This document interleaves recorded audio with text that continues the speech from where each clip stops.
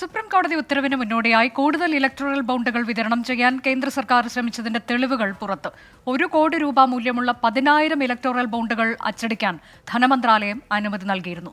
Security printing and minting കോർപ്പറേഷനിലായിരുന്നു അച്ചടി ചുമതല.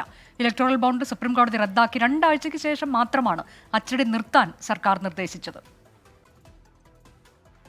PMCAലും SBIയും തമ്മിലുള്ള ആശയവിനിമയ രേഖകൾ സുപ്രീം കോടതി ഉത്തരവിന് മുന്നോടിയായി കൂടുതൽ ഇലക്ട്രൽ ബോണ്ടുകൾ വിതരണം ചെയ്യാൻ കേന്ദ്ര സർക്കാർ ശ്രമിച്ചതിന്റെ തെളിവാണ്. കത്തിടപാടുകളിലും ഇമെയിലുകളിലും ഫയൽ നോട്ടിങ്ങുകളിലും സുപ്രീം കോടതി ഉത്തരവിന് 3 ദിവസം മുൻപ് കേന്ദ്ര സർക്കാർ അനുമതി നൽകിയത് 10,000 കോടി രൂപയുടെ ഇലക്ട്രൽ ബോണ്ടുകളാണെന്ന് വ്യക്തം. വിവരാവകാശ നിയമപ്രകാരം ദേശീയ മാധ്യമമായ ഇന്ത്യൻ എക്സ്പ്രസിനാണ് ഇത് സംബന്ധിച്ച് വിവരം ലഭിച്ചത്.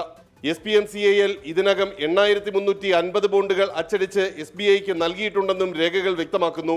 ഇലക്ട്രൽ ബോണ്ട് സംവിധാനത്തിന്റെ തുടക്കം മുതൽ 22,217 ഇലക്ട്രൽ ബോണ്ടുകളാണ് SPMCAL വഴി പ്രസിദ്ധീകരിച്ചത്. ഇതിൽ BJPക്ക് 8,451 കോടി രൂപ ലഭിച്ചപ്പോൾ കോൺഗ്രസിന് 1,950 കോടിയും തൃണമൂൽ കോൺഗ്രസിന് 1,707.81 കോടിയും BRSന് 1,407.30 കോടിയും ലഭിച്ചു എന്നും രേഖകൾ പറയുന്നു. ഫെബ്രുവരി 8-ന് SBIയിൽ നിന്ന് ലഭിച്ച മെയിൽ ഇലക്ട്രൽ ബോണ്ടുകളുടെ പ്രിന്റിംഗ് നിർത്തിവെക്കാൻ നിർദ്ദേശിക്കുന്നതാണ്. ജനുവരി 12-ലെ കത്ത് പ്രകാരം നിർദ്ദേശിച്ച ശേഷിച്ച 1,650 ഇലക്ട്രൽ ബോണ്ടുകളുടെ അച്ചടി നിർത്തിവെക്കാനാണ് അഭ്യർത്ഥന. ആർ രാധാകൃഷ്ണൻ, 24, ഡൽഹി.